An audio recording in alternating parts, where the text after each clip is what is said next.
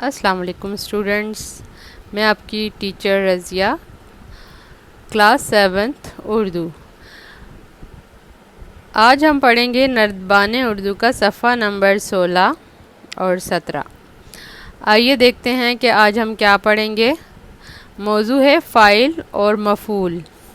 اس سے پہلے آپ کا جو لیسن تھا اس میں آپ نے پڑھا تھا فعل، ٹھیک ہے۔ اب یہ دیکھیں فعل کی ہی اگلا سٹیپ ہے فاعل اور مفعول، ٹھیک ہے۔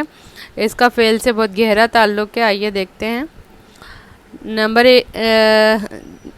نمبر 1 حامد کتاب پڑھتا ہے۔ نمبر 2 شاہد نے خط لکھا۔ 3 لڑکی کھانا پکا رہی ہے۔ ہم نماز پڑھیں گے۔ 5 استاد سبق پڑھا چکا ہے۔ مندرجہ بالا جملوں میں حامد، شاہد، لڑکی، ہم اور استاد ایسے الفاظ ہیں جو کام کرنے والے کو ظاہر کرتے ہیں۔ ان کو فاعل یعنی سبجیکٹ کہتے ہیں۔ جملہ نمبر 1 میں کتاب پڑھی جا رہی ہے۔ جملہ نمبر 2 میں خط لکھا جا رہا ہے۔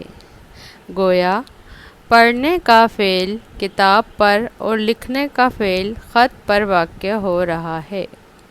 اسی طرح باقی جملوں میں کھانا، نماز اور سبق ایسے الفاظ ہیں جن پر فعل واقع ہوتا ہے۔ ان الفاظ کو مفعول یعنی آبجیکٹ کہتے ہیں، ٹھیک ہے۔ اب آپ کو دیکھیں یہاں پہ بتایا گیا ہے، پہلے کچھ جملے دیے گئے ہیں جیسے حامد کتاب پڑھتا ہے، تو اس میں بتایا ہے کہ پہلے میں پڑھا جا رہا ہے، دوسرے میں لکھا جا رہا ہے۔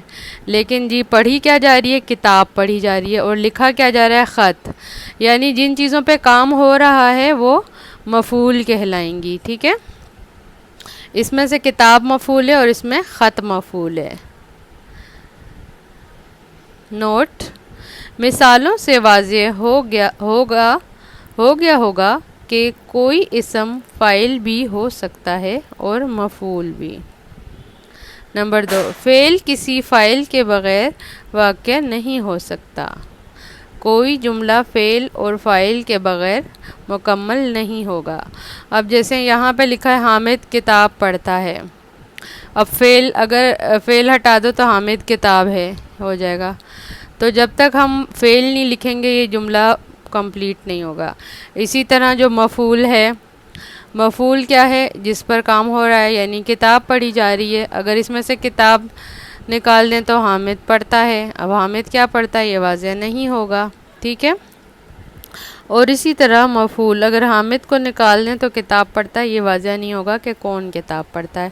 اسی لیے اس جملے کو بنانے کے لیے خاص ان چیزوں کا استعمال ضرور ہوگا، یعنی فعل، فاعل اور مفعول، یہ 3 چیزیں ایک جملے کا اہم حصہ ہیں۔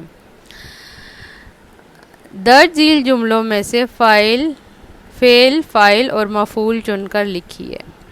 اب یہ جملے دیے ہوئے ہیں کہ جملہ نمبر 1 ہے اسلم نے اخبار خریدا۔ اب اس میں سے آپ کو فعل، فاعل اور مفعول الگ کرنے، ٹھیک ہے۔ اگر آپ کو سمجھ نہ آ رہا ہو تو آپ اوپر سے دوبارہ سے ایک بار پڑھ سکتے ہیں، اور اس کے بعد آپ کو پتہ چلے گا کہ اس میں فعل کون سا ہے؟ خریدا۔ فاعل کون ہے؟ جو کام کر رہا ہے یعنی اسلم، اور مفعول کیا ہے؟ اخبار۔ جس پر کام کیا جا رہا ہو وہ مفعول ہوتا ہے، ٹھیک ہے۔ اسی طرح آپ نے ان تینوں کو یہاں پر لکھنا ہے، ٹھیک ہے۔ یہ آپ کو کالم دیے ہوئے ہیں فعل، فاعل اور مفعول۔ آپ نے ان تینوں کالم میں جیسے فعل کیا ہو رہا ہے؟ خریدا، تو خریدا فعل میں آ جائے گا۔ فاعل کون ہے؟ اسلم، اور اخبار ہے مفعول، ٹھیک ہے۔ یہ تینوں آپ نے یہاں لکھنے ہیں۔ اسی طرح آپ نے آگے جملے پڑھنے ہیں۔ لڑکوں نے سوالات حل کیے۔ اس میں سے آپ نے اب خود سے فعل، فاعل اور مفعول الگ کرنے ہیں۔ بڑھئی میز بناتا ہے۔ اب دیکھیں اس میں کام کیا ہو رہا ہے؟ بناتا ہے، یہ آپ فعل میں لکھ دیں گے۔ پھر بن کیا چیز رہی ہے؟ یعنی مفعول کیا ہے؟ میز، اور بنا کون رہا ہے؟ یعنی فاعل کون ہے؟ وہ بڑھئی ہے۔ تو ان تینوں کو آپ نے اس طرح کالم میں لکھنا ہے الگ الگ کر کے۔ نمبر 4 ہے استاد نے بچوں کو سبق پڑھایا۔ اب اس میں سے آپ نے کچھ میں آپ کو ساتھ ساتھ بتا رہی ہوں، لیکن کچھ آپ نے خود سے بھی لکھنا ہے نا، ٹھیک ہے، تاکہ آپ کے ذہن میں بہت اچھی طرح سے واضح ہو جائے کہ فعل کیا ہوتا ہے، فاعل اور مفعول کیا ہے، اور ان کی جملے میں اہمیت بھی آپ کو اندازہ ہو جائے گا کہ اگر ان میں سے ایک بھی چیز آپ ہٹا دیں، اس کے بغیر جملہ پڑھیں تو جملہ بے معنی ہوگا، واضح نہیں ہوگا۔ تم نے یہ خبر کس سے سنی؟ ہم نے بازار سے پھل خریدے۔ میری سائیکل کون لے گیا؟ اب دیکھیں اس میں فعل کیا ہے، لے گیا، مفعول کیا ہے، سائیکل، اور ہے اس میں میری۔ وہ بہت اچھی تقریر کرتا ہے۔ اچھا، اب اس میں کیا ہو رہا ہے جی، کرتا ہے، تقریر کرتا ہے، اور کیا کرتا ہے اس میں، مفعول کیا ہے، تقریر، اور فاعل کیا ہے، وہ۔ اس طرح آپ نے سارے الگ الگ کر کے لکھنے ہیں۔ اب صفحہ نمبر 17 پہ دیکھیں گے حروف۔ نمبر 1، کتاب میز پر رکھی ہے۔ نمبر 2، میں نے اسے بازار میں دیکھا۔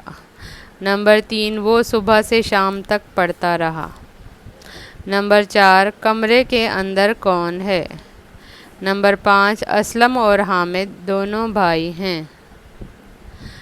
مندرجہ بالا جملوں میں پر، نے، کو، میں، سے، تک، کے، اندر اور وغیرہ ایسے الفاظ ہیں جو ایک اسم کا تعلق دوسرے اسم کے ساتھ ظاہر کرتے ہیں یا دو اسموں یا افعال کو ملاتے ہیں، ان کو حروف کہتے ہیں، ٹھیک ہے۔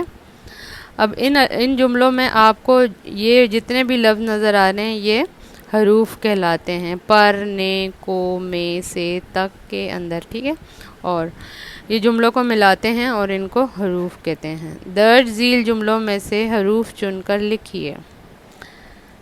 اب یہ جملے لکھے ہوئے ہیں اور یہ کالم دیا ہوا، اس میں آپ نے حروف لکھنے ہیں۔ یہ کپڑے الماری میں رکھ دو۔ اب اس میں کیا ہے جی، یہ اور میں۔ میز پر کتابیں اور کاپیاں رکھی ہیں، پر اور، ٹھیک ہے۔ اگر دیکھیں اس جملے میں سے پر اور ہٹا دیں، میز، کتابیں، کاپیاں رکھی ہیں، عجیب سا جملہ بن جاتا ہے نا، جس سے معنی واضح نہیں ہوتے کہ کرنا کیا ہے۔ جو کچھ مانگنا ہو خدا سے مانگو۔ اب اس میں سے ملا رہا ہے، اس کو خدا سے مانگو، خدا مانگو ہوگا تو وہ بے معنی جملہ ہوگا۔ امید ہے کہ یہ کام کل تک مکمل ہو جائے گا۔ اب اس میں کہ یہ اور تک، ان کو ہٹا دیں اور اس کے بغیر جملہ پڑھیں تو آپ کو نامکمل سا جملہ لگے گا۔ ہوا اور پانی زندگی کے لیے ضروری ہے۔ اب اس میں سے اور ہٹا دیں، کے لیے ہٹا دیں، ہوا، پانی، زندگی ضروری ہے۔ اب دیکھیں مبہم سا جملہ بنتا ہے جو معنی واضح نہیں کرتا، تو یہ حروف جو ہیں ضروری ہوتے ہیں، یہ آپ ہٹا کے یہاں پہ اس کالم میں لکھیں گے، صحیح ہے۔ پھر اگر تم محنت کرو گے تو کامیاب ہو جاؤ گے۔ اب اس میں سے کون سے حروف ہیں یہ آپ نے خود ڈھونڈنے ہیں اور اس کالم میں لکھنے ہیں، ٹھیک ہے۔ جب تک تم نہیں آؤ گے میں نہیں جاؤں گا۔ اب اس میں دیکھیں تک ہے، میں ہے، ان کو آپ ہٹائیں گے تو یہ غیر بے معنی جملہ بنے گا۔